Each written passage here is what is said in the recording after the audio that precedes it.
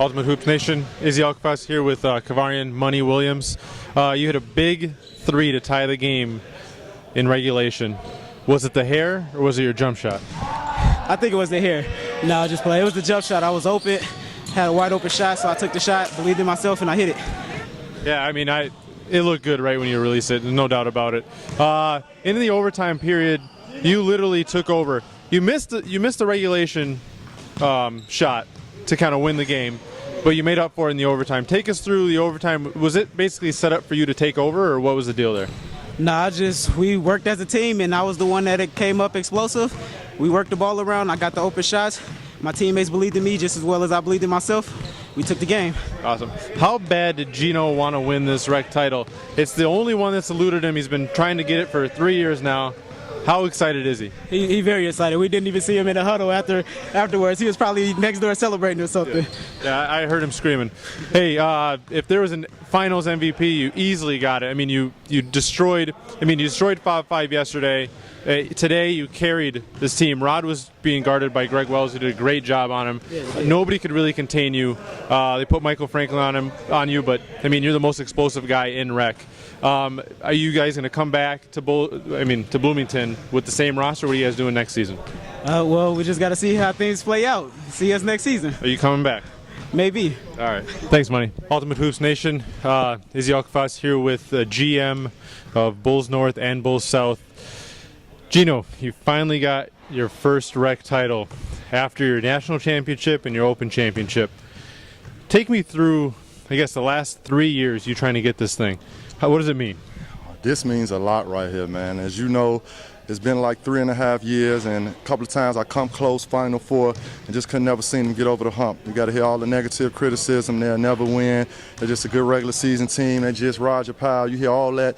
And season after season, you get frustrating to try to bring the team back together after constantly failing, but hard work pays off, and this feels damn good.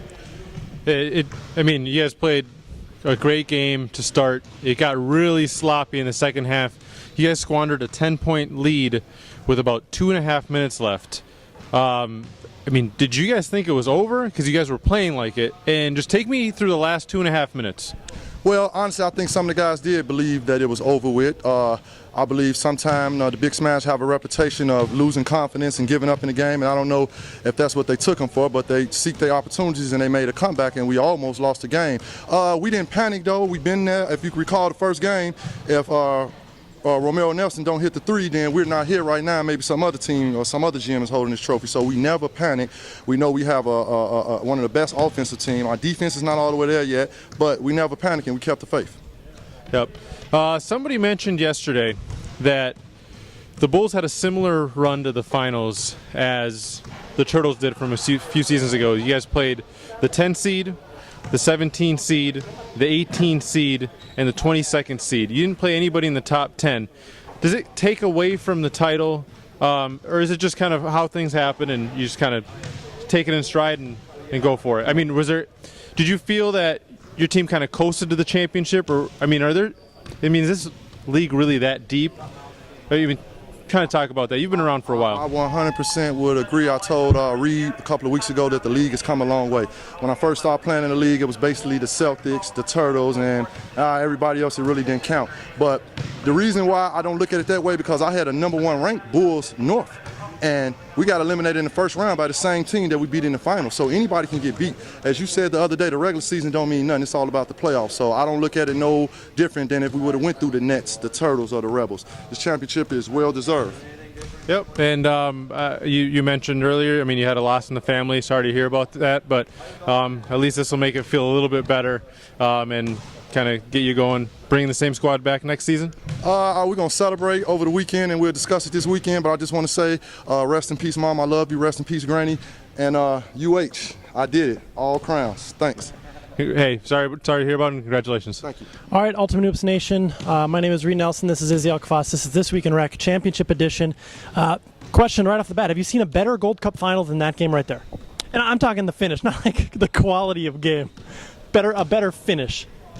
Not since I've been around. It was a really, really, really good game for the last 4 minutes. Ugly game.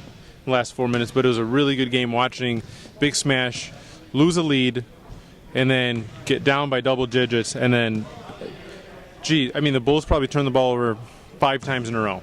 And they didn't even turn the ball over crossing half court. There were 5 turnovers before they even got to half court. It was really bad. I think they almost assumed that they were winning, so they got sloppy with it. And then it was reminiscent of the Fridley Bulls versus us in the regular season when we did that to them at the end of the game.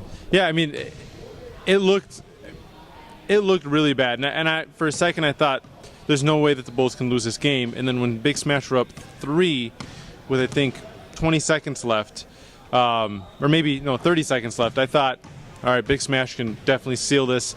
Antoine Lynch had a marvelous season. One of the most dominant seasons you can have that I've ever been around with Rec. Obviously in Open there's a few guys that just kill it, but he was just a man all season long, and he had the chance to really make his mark, earn that MVP, even though he's probably going to win it, and he missed a front end of a 1-on-1 and twice.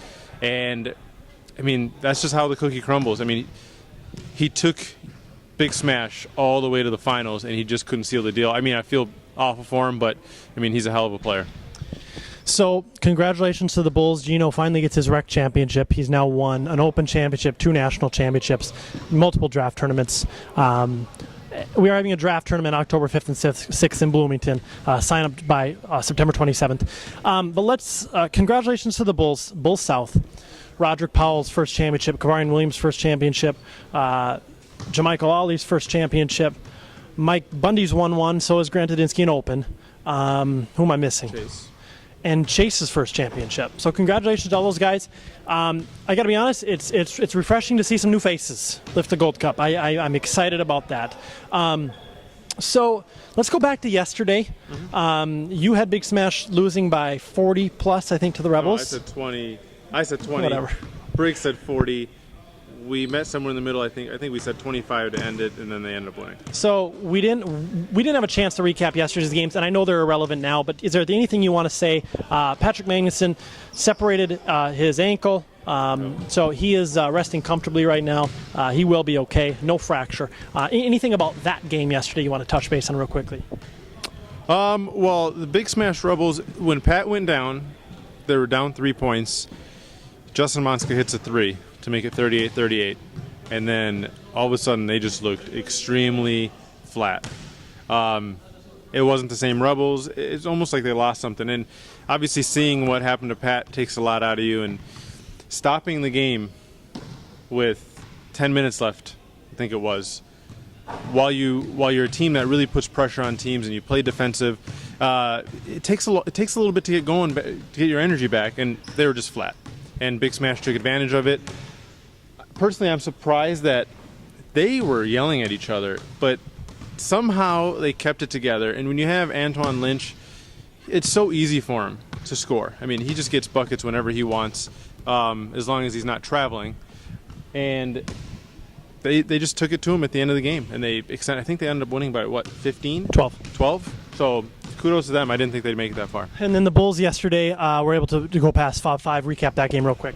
The game started out 22-6, and it kind of bounced back and forth from about I'd say a 15-point lead to a maybe 8-point lead the whole second half until the end, where it ended up with a 20-point lead. The Bulls just kind of jumped on us, and we weren't able to kind of get back into it. It takes way too much energy to get back. I think we went on a 10-0 run, and then it just ended from there. So, uhlife.com/free agents. That's our new free agent hub portal. If you want to go on there, check it out. Free agents with an S. Congratulations to AIS from the Open League for winning their championship. The Bulls here tonight. What did we learn this season? Summer 2013 rec. What did you learn? What changed? What's the takeaway from this season? What are you going to remember other than Gino's first rec championship? This season has definitely been the deepest we've ever seen rec. It's the summer, and there was still deep talent. I love the fact that newcomers have come in and just looked really good. It usually takes people a couple seasons. Williamson from them looked great. Cooper Cullen, I believe his name is. I think it's Cooper. Yep. Hell of a player. He's kind of like a Andy Doss. Carson Hines in Fridley for Fob. I mean, if we keep getting an influx of talent like this and we're able to retain some of these great teams, I mean, who knows? I mean, 22 seed made it to the Final Four, the 17 seed made it to the championship, almost won it. Yeah, that's definitely the takeaway. I think from now on we have to look at it and say there's going to be 10 to 15 teams that can legitimately make a run, and the Bulls were the most talented team this season alongside the Nets. I predicted them to win a couple days ago. They're just too dynamic. If they come back with Kavaarian, Rod, Chase, and Dudinsky, I mean, it's unfair. So, yeah, great season. This was season 3 of This Week in Rec. So we're going to wrap up season 3. We'll be back season 4, October 6th. Week of October 6th, we're starting the Rec season up again. We'll be back every week. Yeah, any final thoughts?